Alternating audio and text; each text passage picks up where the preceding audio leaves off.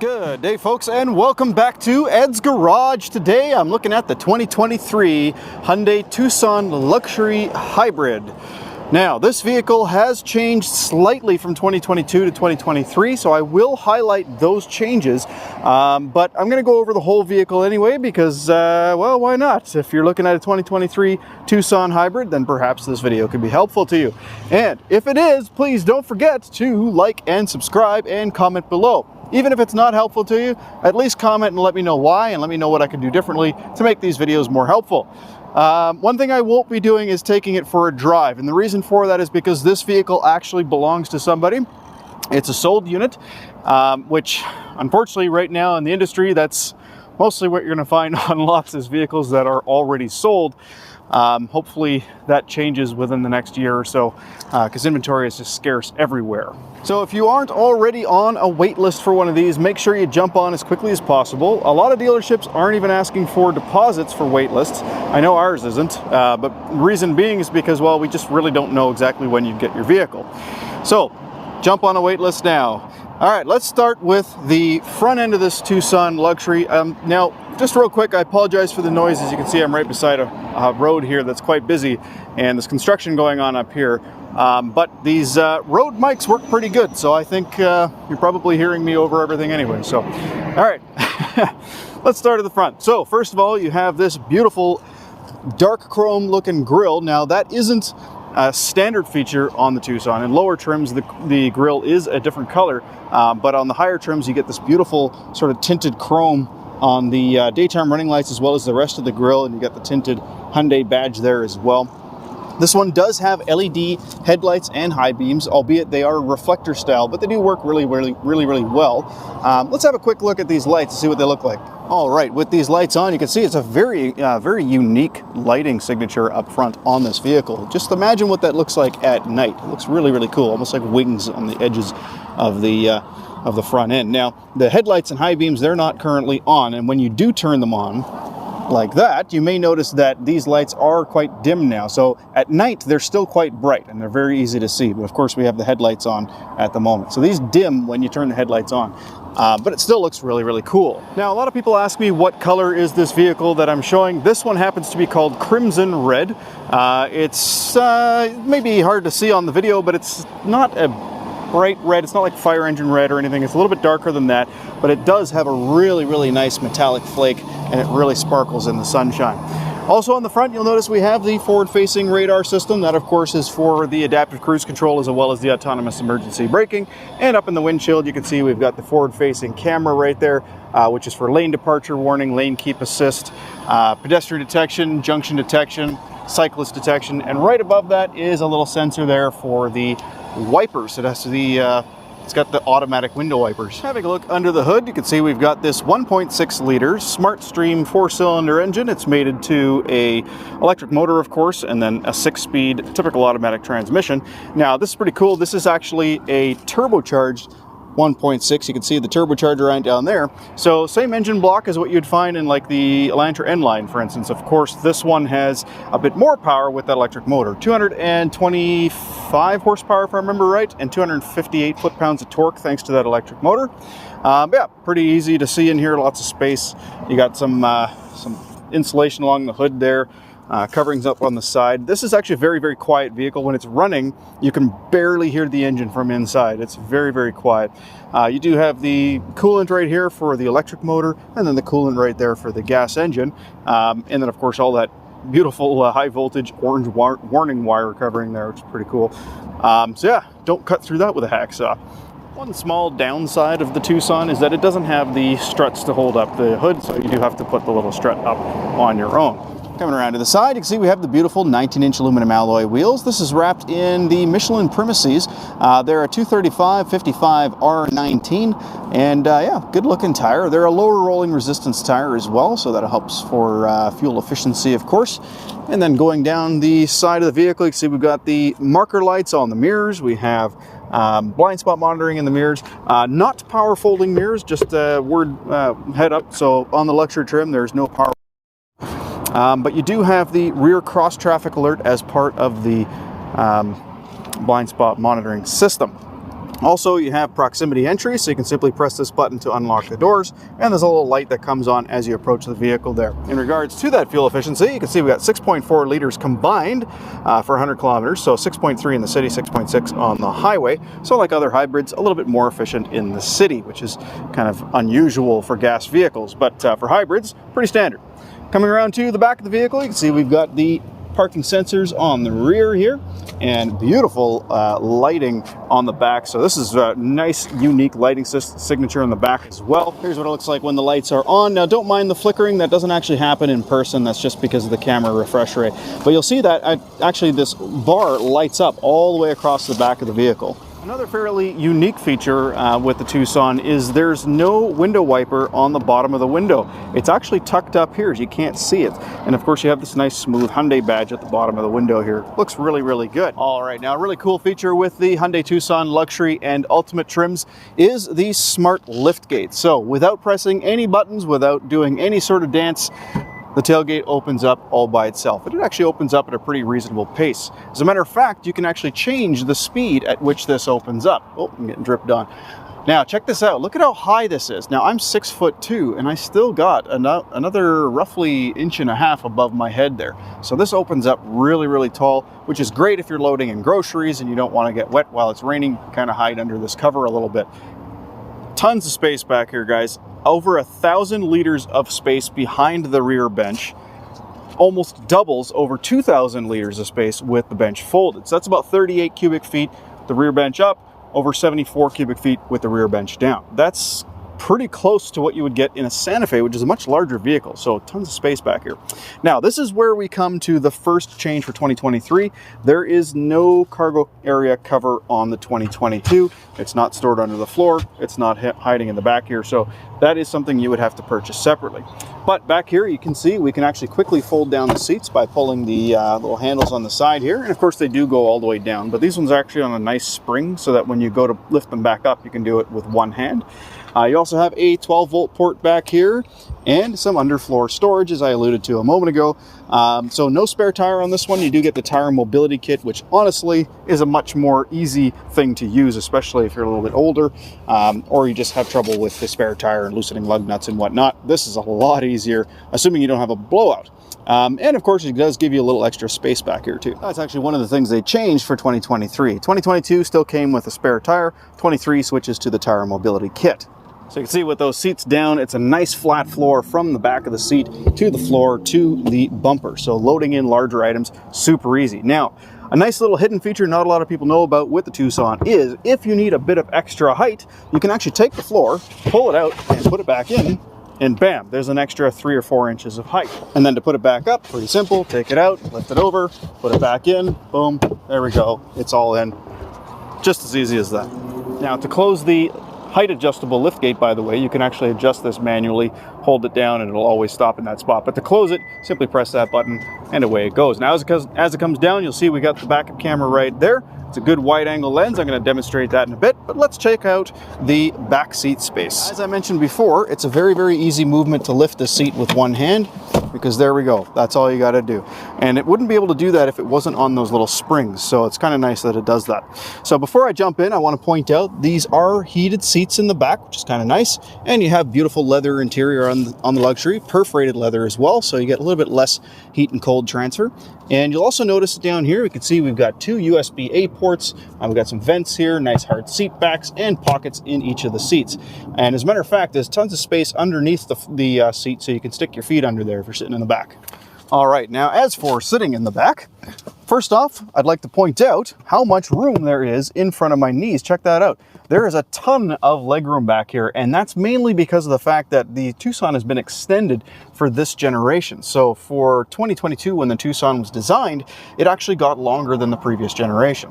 And that seat, by the way, guys, that seat is currently where I would drive it at 6'2". Now, you may notice that I'm sitting very upright, and the reason is because I want to demonstrate this seat can actually recline. Check this out. There are 13 positions that you can put that seat. Also, we have a nice cushy armrest right here, and you'll notice it doesn't flop around on the seat bench. It actually stops in that location there. So a good comfortable place to be. Cup holders, there's a bottle holder in the door, heated seats, handles on all four corners, and lights everywhere as well. And the really nice thing, this big, beautiful sunroof, which I'll show you momentarily when we're in the front seat. Before we jump in the driver's seat, just want to bring your attention to the passenger side. One small downside of the luxury trim is that while the seat is very, very comfortable and well bolstered and, you know, good lumbar support, it doesn't have height adjustment on the passenger side, unfortunately. It is a manual seat, so bar there for the placement and then the handle here for the backrest. So if you do want to get a more adjustable passenger side seat, you'll need to go up to the Ultimate trim, which has a 8-way power adjustable passenger seat. However, you do get a little bit of storage down here with some ambient lighting, which is nice. You get some storage down here in the door with a cup holder, and of course, you know, auto up and down on the window, as well as your own cup holder in the console here, and a heated seat with 3 levels. All right, having a seat in the driver's seat. So as I mentioned, this is where I would normally drive the vehicle. However, I'm going to show you just how much space there is in this vehicle. Look at how far it goes back. Now it's basically too far. I've got my legs too stretched out. This would not be a comfortable position. Now, of course, I can raise and lower the seat as well. It is all power. I can adjust the tilt in the front of the seat. It's basically 1, 2, 3, 4, 5, 6, 7, 8, 9, 10 way adjustable power seat. It's got a lower back support as well. On the door here, you can see we've got auto up and down on both of the front windows. So you just basically pull it and it goes.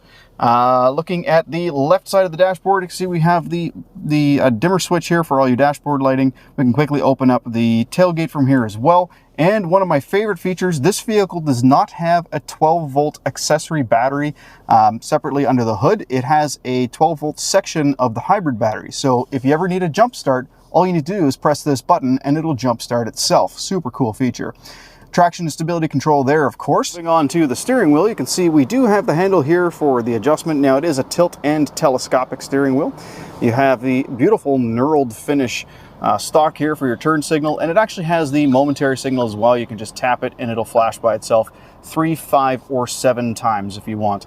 And it has, of course, automatic headlights, but we always set it to this setting here. Now, the reason you would want to have it on headlights on instead of auto is because that way you've got tail lights in the back. There's unfortunately no law for manufacturers to require them to have daytime running lights in the rear, so they generally only have daytime running lights in the front. Check your own vehicle and see if that's the case. Basically, during the day, as long as the headlights are not on, check to see if you've got daytime running lights in the back. I'll bet you don't. Now, cool thing with Hyundai, though, is that you can leave it in that setting with headlights on all the time, and when you shut the car off, everything turns off anyway. Hyundai, Kia, Genesis will do that.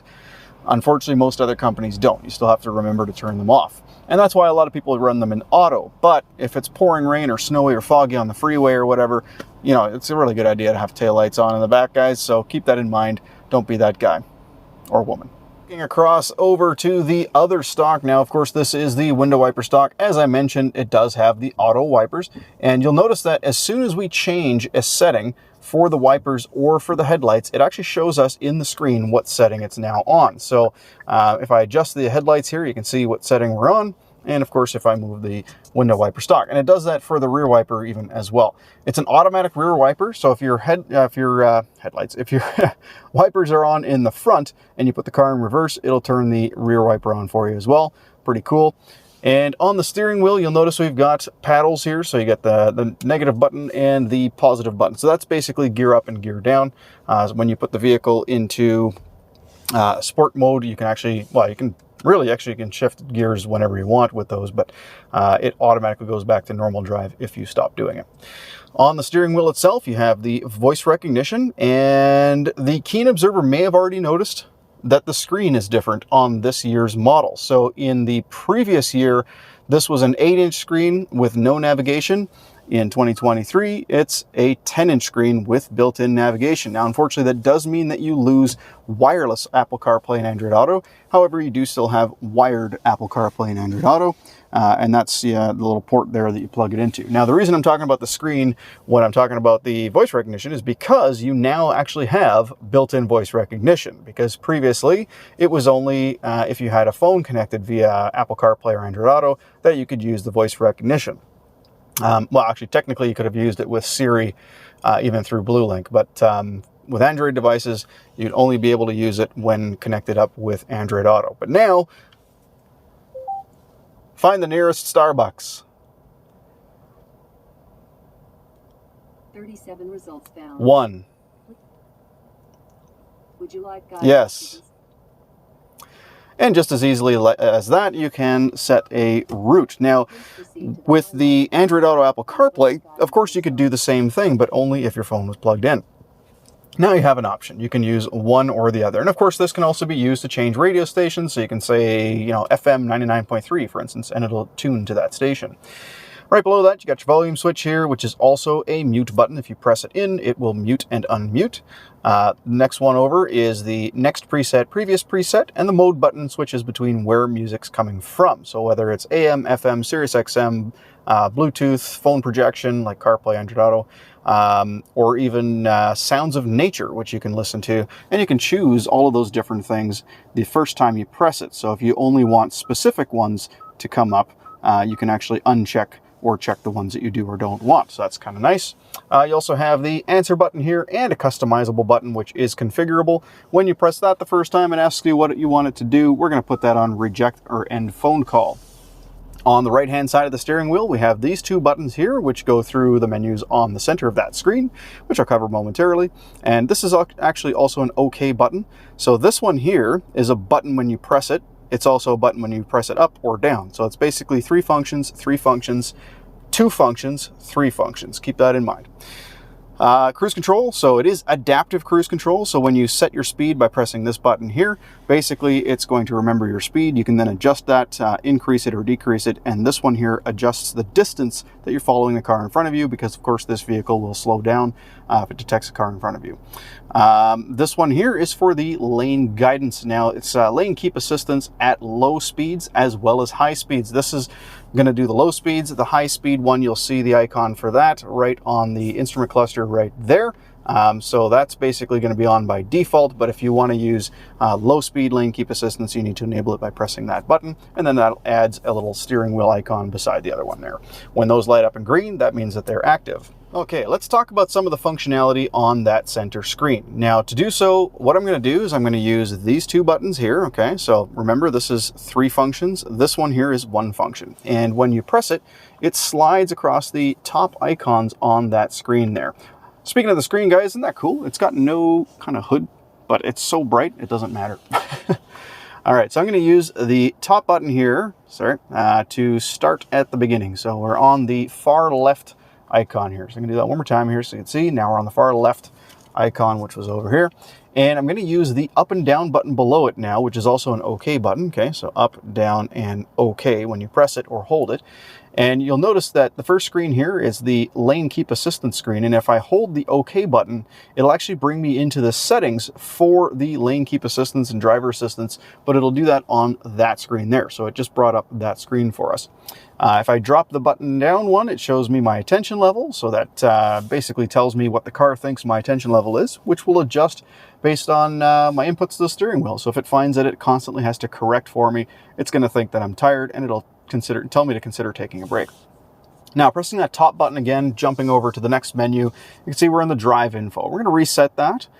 So that's your current sort of trip odometer, average fuel consumption, and how long the vehicle's been running for. And if I drop it down once, we can see the same thing, except since the last time we refueled. I can also reset that by holding that OK button. Drop it down one more time. This is like trip A, which we can also reset.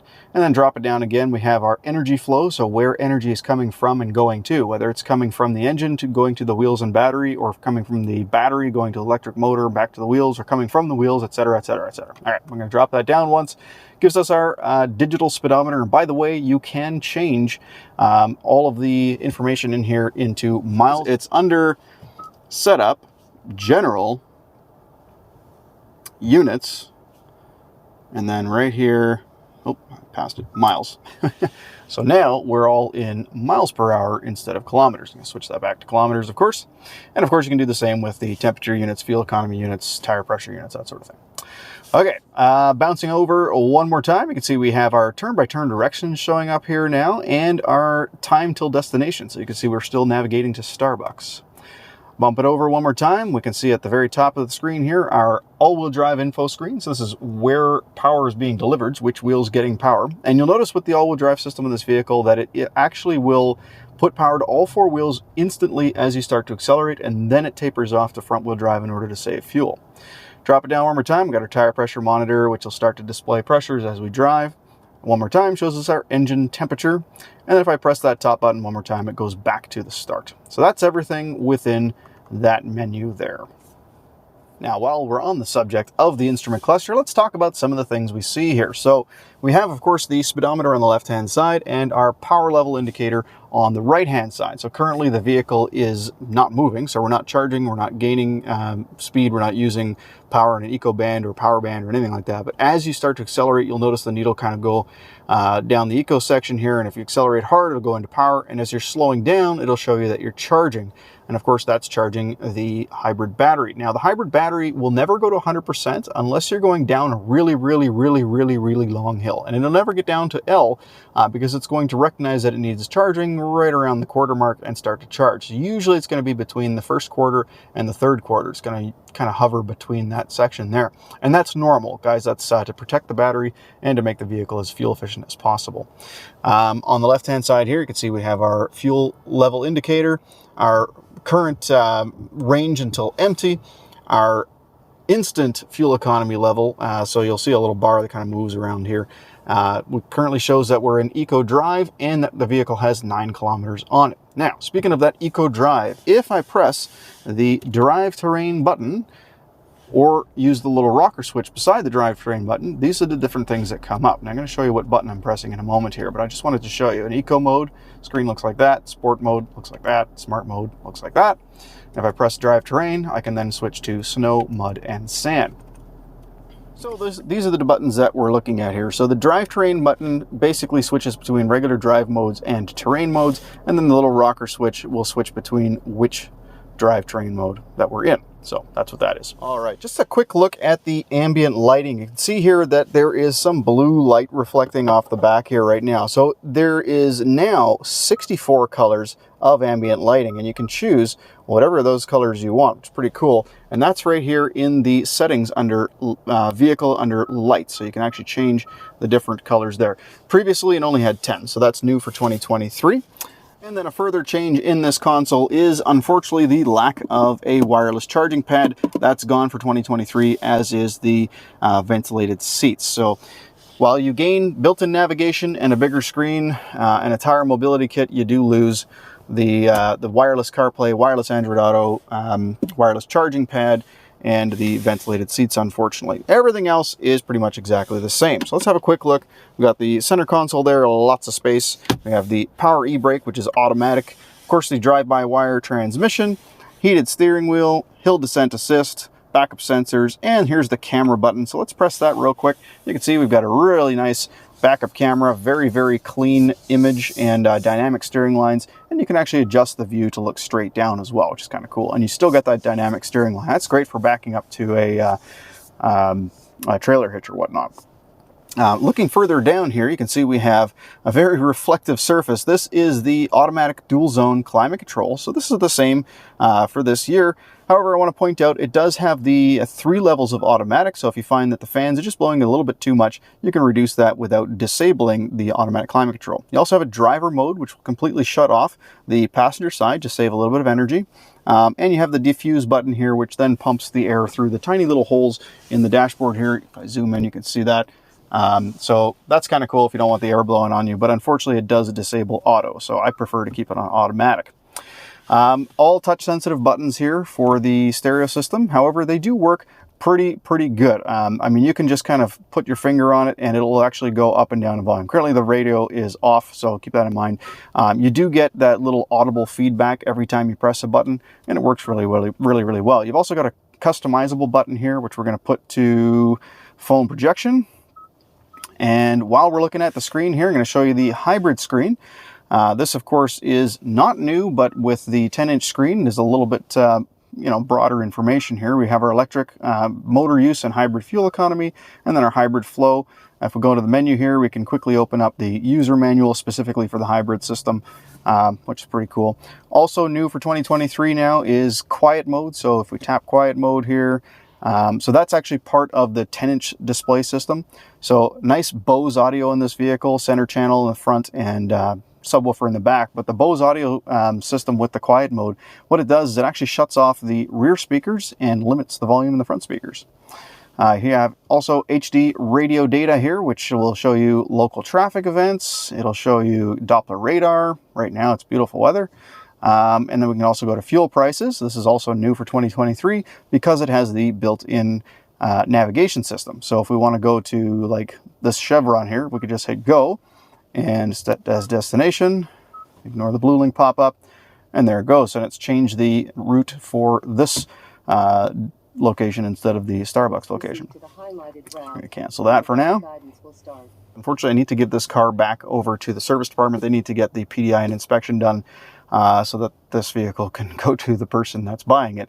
But I just wanted to quickly show you the huge panoramic sunroof with the nice 100% light blocking shade, and you can stop that along any way, any part along the way. And of course the glass opens up as well, and it opens up fairly wide. It's not bad. And then of course you have the buttons up here for the interior lighting, map lights, whatnot. Both of the side visors can slide out, both have mirrors, and both have lights. All right, sorry, I got a little bit tongue-tied and confused here just because I got interrupted while doing the video, and I guess I need this car back. So that pretty much covers everything. But yeah, hopefully this video still helped you out, and if there's anything else that I can answer, please don't forget to comment below. Don't forget to hit like and subscribe if you found this video helpful. Thank you so much for watching, guys, and have a great day.